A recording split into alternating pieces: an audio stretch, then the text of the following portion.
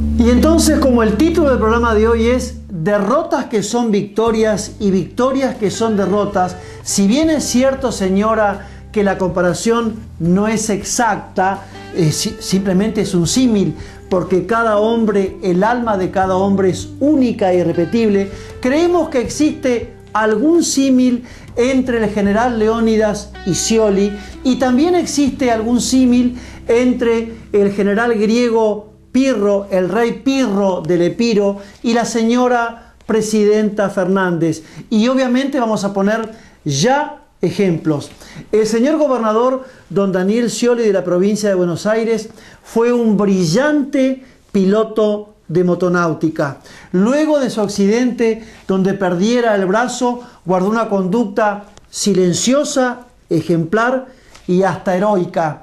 Ya como vicepresidente de la Nación, fue retado en una situación que daba hasta vergüenza ajena por la entonces señora senadora Cristina Fernández en el Senado de la Nación.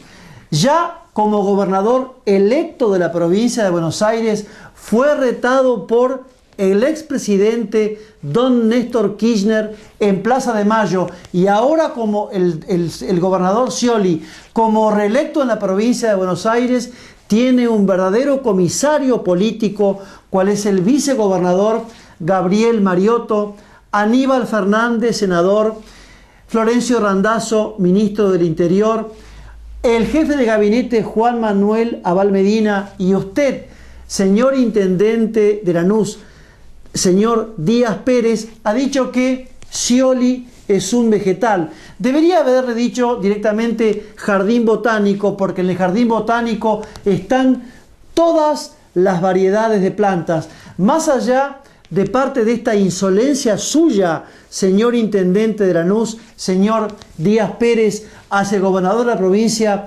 Daniel Scioli, esta situación de acoso al gobernador no solamente ha terminado acá, sino que después de haber hecho un revalúo fiscal que permitió girar más fondos al gobierno nacional por el tema impositivo, el gobierno nacional en respuesta le manda una cantidad exigua de plata que lo obliga a Scioli, más allá de cualquier orden judicial, a pagar el aguinaldo de julio fragmentado en 4 cuotas.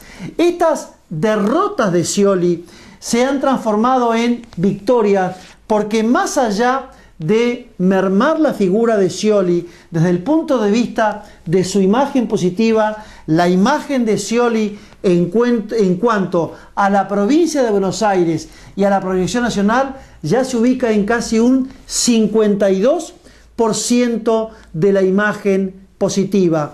Vamos al segundo ejemplo, victorias que son derrotas. Si bien es cierto que no sostenemos que el símil entre la presidenta Fernández y el general Pirro, el rey Pirro del Epiro, sea el mismo, pero las victorias que obtiene la señora presidenta Fernández cada vez la muestran más derrotada. Porque fíjese usted, señora, señor, que los subsidios, los planes trabajar y la política de anuncios en un será que al alma cansa, desde el famoso tren bala que nunca se supo, no se puso en funcionamiento, desde el tren que iba desde Argentina a Uruguay, que ya no está en funcionamiento, a los capitales chinos que nunca llegaron. Primer tema. Segundo tema, el disciplinamiento a los intendentes,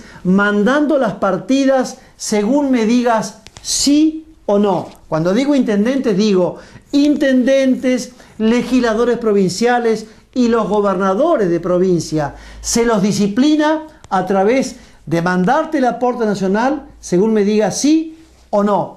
En tercer lugar, las llamadas giras comerciales que hacen dos verdaderos guapos de barrio, como es usted, señor secretario de Comercio, don Guillermo Moreno, y usted, secretaria de Comercio Interior, doña Beatriz Paglieri. Verdaderos guapos de barrio que hacen papelones internacionales y son giras comerciales por lugares tales como Angola, ahora Azerbaiyán y próximamente a Vietnam.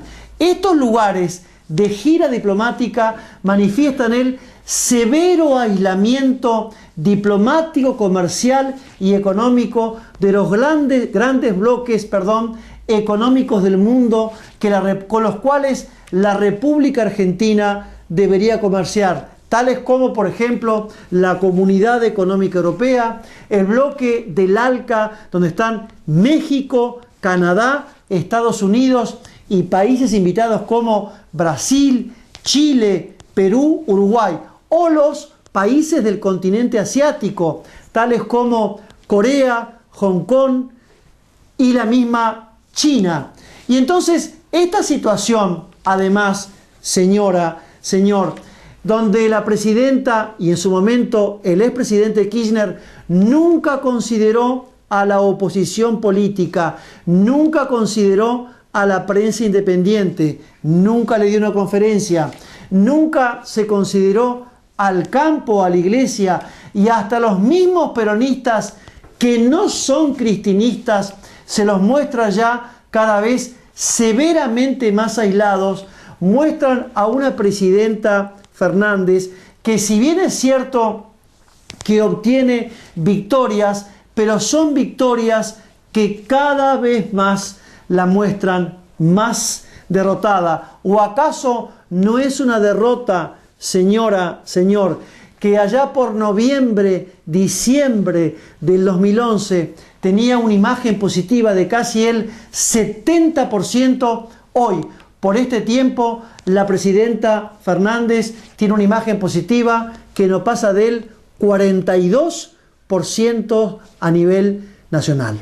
Bien, primer tema de la agenda nacional. La policía de Santa Cruz está acuartelada en las 14 localidades de la provincia. En lugares, el acuartelamiento llega, señor, al 80% de la policía. Como la policía no está sindicalizada, porque tiene prohibida la sindicalización, hay lugares como por ejemplo el Calafate, que es el refugio espiritual de los Kirchner. El acuartelamiento de la policía de Santa Cruz llega al 90% de la policía.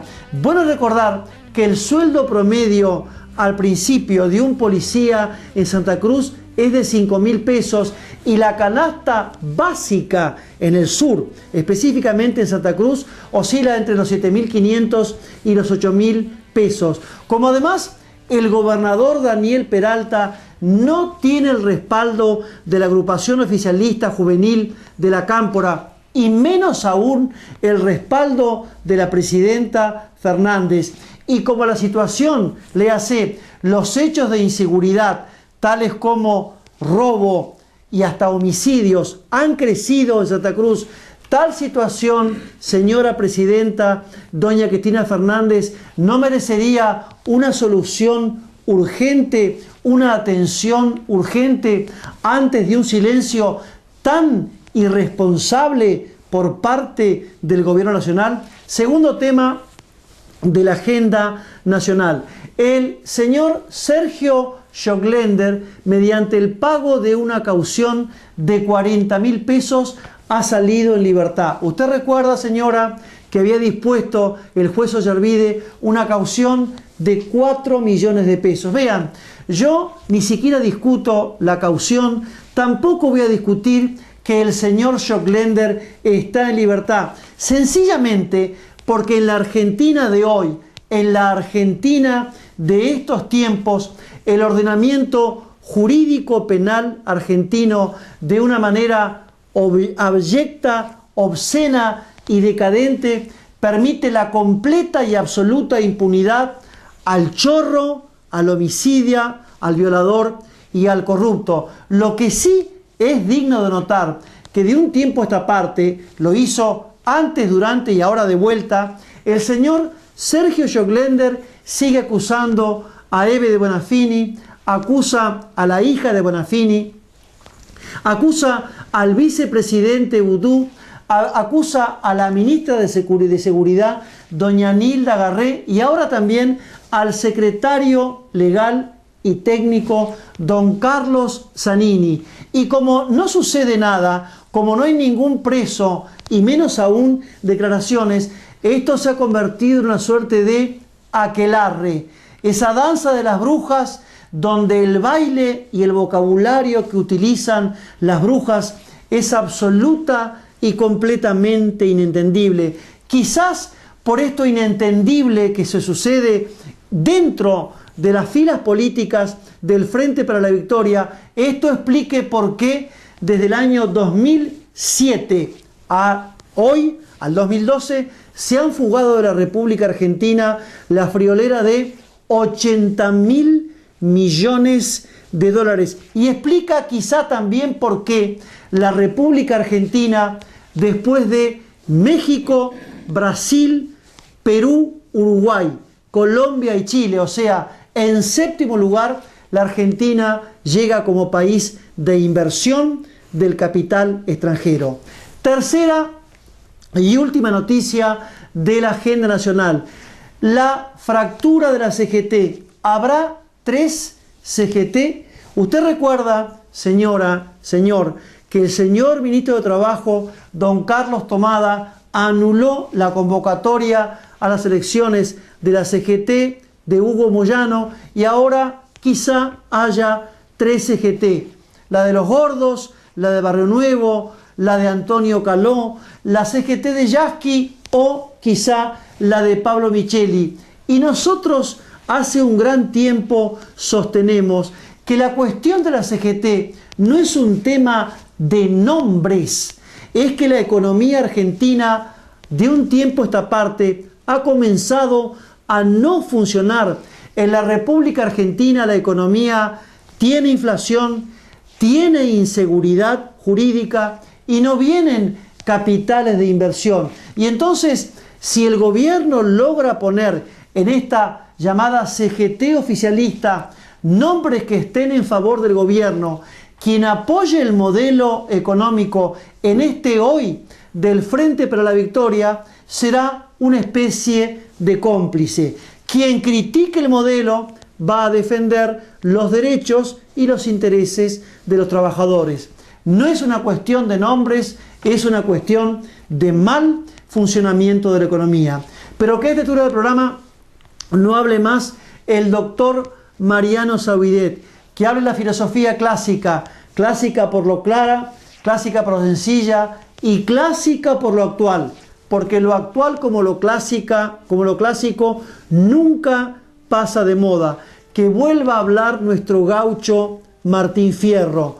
Cuando Martín Fierro es José Hernández y cuando José Hernández es Martín Fierro. Cuando en la pluma inmortal de José Hernández el gaucho Martín Fierro se vuelve un hombre sabio, prudente y hasta paciente. En el canto 33 de la segunda parte, estrofa sexta, dice el gaucho Martín Fierro en la pluma inmortal de don José Hernández: y con esto me despido sin expresar hasta cuándo. Siempre corta por lo blando el que busca lo seguro, mas yo corto por lo duro y ansí he de seguir cortando. Y yo he querido de perlas esta página del pensamiento clásico de este gaucho argentino Martín Fierro, señora, señor, porque para nosotros cortar por lo duro no es hacer show, manifestaciones de venganza, rencor y odio. Inclusive nosotros no hacemos un periodismo de investigación. Siempre intentamos, con el auxilio de la filosofía clásica y del sentido común, intentamos hacer un análisis y una crítica de la actualidad nacional e internacional. Para nosotros cortar por lo duro es sencilla y simplemente decir la verdad. Hasta la próxima y muchas, pero muchísimas.